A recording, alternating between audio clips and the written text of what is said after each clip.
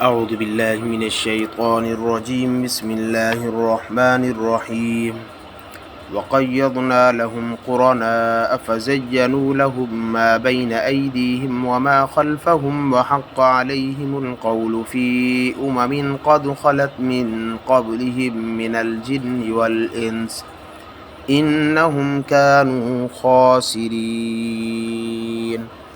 صدق اللہ العظیم وقیضنا لهم قرناء اور ہم نے مسلط کر دیے ہیں ان کے لیے ساتھی فزینوا لهم پس انہوں نے مزین کیا ان کے لیے ما بین ایدیہم جو کچھ ان کے آگے ہے وما خلفہم اور جو کچھ ان کے پیچھے ہے وحق علیہم القول اور لازم ہو چکی ان پر بات فی ان امتوں میں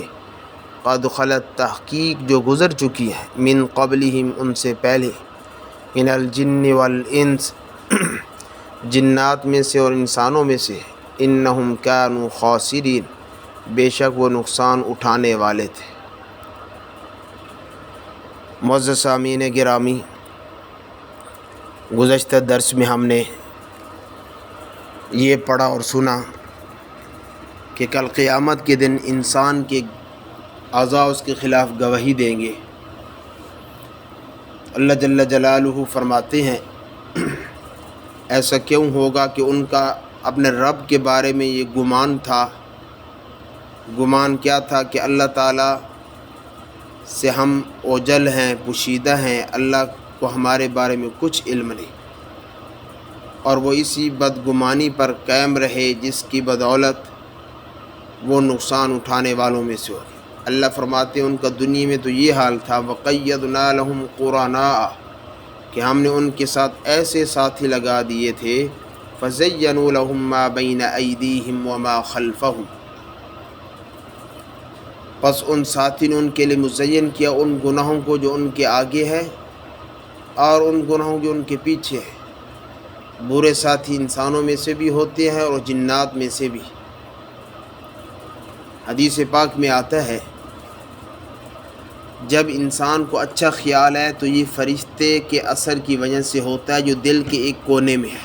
تو اس پر انسان کہے الحمدللہ کہ یہ فرشتے کا القاء ہے۔ اور اگر دل میں برا خیال پیدا ہو تو یہ شیطان کا وسوسہ ہوتا ہے، اس وقت بائیں طرف تھوک دو اور پڑھو اعوذ باللہ من الشیطان الرجیم اور لا حول ولا قوة الا باللہ، یہ پڑھو اور اس وسوسے کو دل سے نکالنے کی کوشش کرو۔ اصح الکتب بعد کتاب اللہ، صحیح بخاری شریف کی روایت ہے، رحمت دو عالم صلی اللہ علیہ وسلم نے فرمایا ان الشیطان یجری من الانسان مجرى الدم، شیطان انسان کے جسم میں وہاں تک اثر کرتا ہے جہاں تک خون گردش کرتا ہے، اور خون ناخنوں کے نیچے تک چلتا ہے۔ تو اس صحیح روایت سے معلوم ہو کہ شیطان کا انسان کے بدن میں دخل ہے، تو وہ ساتھی انسان بھی ہو سکتے ہیں اور جنات بھی۔ انسان نظر آتے ہیں اور جنات نظر نہیں آتے۔ برے ساتھی اچھے سے اچھے انسان کو بھی بگاڑ دیتے ہیں۔ تو اللہ نے فرمایا فَزَيَّنُوا لَهُم مَا بَيْنَ أَيْدِيهِمْ وَمَا خَلْفَهُمْ بس انہوں نے ان کے اگلے اور پچھلے اعمال مزین کر کے دکھائے، جس کی وضاحت پارہ نمبر 8 سورۃ الانعام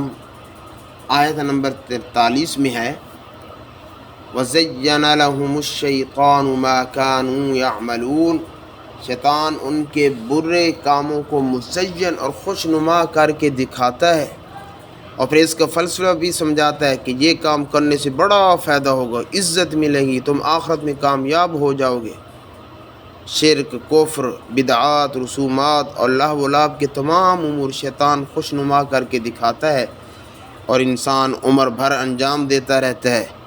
مگر جب آخرت کی منزل آئے گی تو ایسے اعمال وبال جان بن جائیں گے۔ اس وقت پتہ چلے گا کہ جن کاموں کو ہم نیکی کا کام سمجھتے رہے وہ تو شرک اور بدعت کے کام تھے، اور شیطان نے ہمیں خواہ مخواہ مروا دیا۔ تو یہاں بھی فرمایا کہ ہم نے دنیا میں ان کے ایسے ساتھی بنا دیے تھے جو ان کو ان کے برے اعمال مزین کر کے دکھاتے تھے۔ اور وہ ساری زندگی انہی کو انجام دیتے رہے، اور اس طرح نفع کی بجائے نقصان میں پڑ گئے۔ اور شیاطین میں انسان اور جن دونوں قسم کی مخلوق ہوتی ہے۔ بعض انسانوں میں سے شیاطین کے ایجنٹ ہوتے ہیں جو لوگوں کو ان کے برے اعمال خوشنما کر کے دکھاتے ہیں اور اس طرح انہیں غلط راستے پر چلائے رکھتے ہیں۔ فرمایا اس کا نتیجہ یہ نکلا وحق علیہم القول فی امم قد خلت من قبلہم من الجن والانس، بس ثابت ہو گئی ان پر بات ان امتوں میں جو ان سے پہلی گزری ہیں، جنوں میں سے اور انسانوں میں سے۔ جنوں اور انسانوں کی سابقہ اقوام نے بھی نیکی اور توحید کے خلاف راستہ اختیار کیا اور اسی کو اپنی معراج سمجھا۔ تو جس طرح سابقہ اقوام پر یہ بات ثابت ہوئی، اسی طرح نزول قرآن کے زمانے کے لوگوں پر بھی ثابت ہو گئی،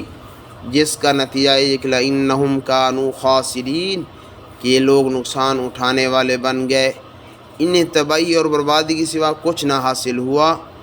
انہوں نے توحید، رسالت اور وقوع قیامت کا انکار کیا، پیغمبروں کی بات کو نہ مانا، کتاب الہی کو وحی الہی تسلیم نہ کیا، اور پھر ہمیشہ کے لیے خسارے میں پڑ گئے، یعنی جہنم رسید ہو گئے۔ اللہ جل جلالہ ہم سب کو قرآن و سنت کے مطابق زندگی گزارنے کی توفیق نصیب فرمائے۔ وما علینا الا البلاغ المبین۔